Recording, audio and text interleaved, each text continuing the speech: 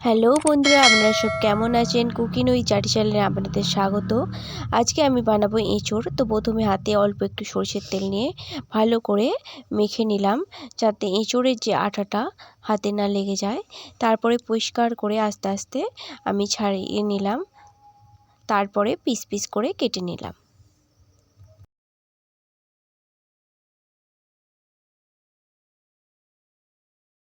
এঁচোড়টা কাটা আমার কমপ্লিট হয়ে গেছে। এরপর আমি বড় বড় করে 2 থেকে 3টে আলু কেটে নেব। আমি গরম জল বসিয়ে দিয়েছিলাম। এরপর হাফ চামচ হলুদ গুঁড়ো আর 1 চামচ লবণ দিয়ে এঁচোড় আর আলুটা সিদ্ধ করতে বসিয়ে দিয়েছিলাম। দেখুন সিদ্ধটা পুরোপুরি কমপ্লিট হয়ে গেছে। এরপর আমি নামিয়ে নেব, জলটা ঝরিয়ে নেব। এরপর কড়াইতে তেল দিয়ে এঁচোড় আর আলুটা ভালো করে লাল লাল করে ভেজে নিলাম।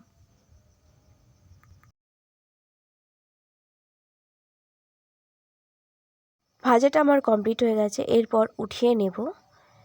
ওই কড়াইতেই আরও একটু তেল দিয়ে নিলাম, তেজপাতা আর 5 ফোড়ন দিয়ে একটু নেড়েচেড়ে ভেজে নিলাম। এরপর মিডিয়াম সাইজের 2টো পেঁয়াজ কেটে দিয়ে নিলাম।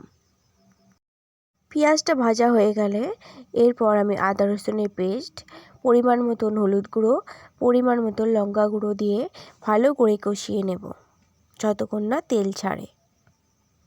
2টো টমেটোকে দিয়ে ভালো করে কষিয়ে নিলাম। পরিমাণ মতন লবণও দিয়ে নিলাম। ভালোভাবে কষানো হয়ে গেলে আমি এখানে 2 থেকে 3 চামচের মতো টক দই দিয়ে ভালো করে একটু কষিয়ে নিলাম। আপনারা চাইলে নাও দিতে পারেন। তারপরে কষানো হয়ে গেলে এঁচোড় আর আলুটা ভেজে রেখেছিলাম ওইটা দিয়ে ভালো করে কষিয়ে নিলাম। মশলার সাথে এঁচোড়টা ভালো করে কষিয়ে 15 মিনিটের জন্য আমি এঁচোড়টা জল দিয়ে ঢাকা দিয়ে রেখে দেব মিডিয়াম হাই ফ্লেমে। এঁচোড় রান্নাটা আমার কমপ্লিট হয়ে গেছে। এর পর্যায়ে আমি 1 চামচ জিরে গুঁড়ো আর 1 চামচ গরম মশলার গুঁড়ো ভালো করে দিয়ে মিশিয়ে নিলাম। তো দেখতেই পেলেন খুব সহজেই এঁচোড়টা রান্না কমপ্লিট হয়ে গেল। এরপর কুচনো অল্প একটু ধনেপাতা ভালো করে মিশিয়ে দিয়ে আমি নামিয়ে নেব।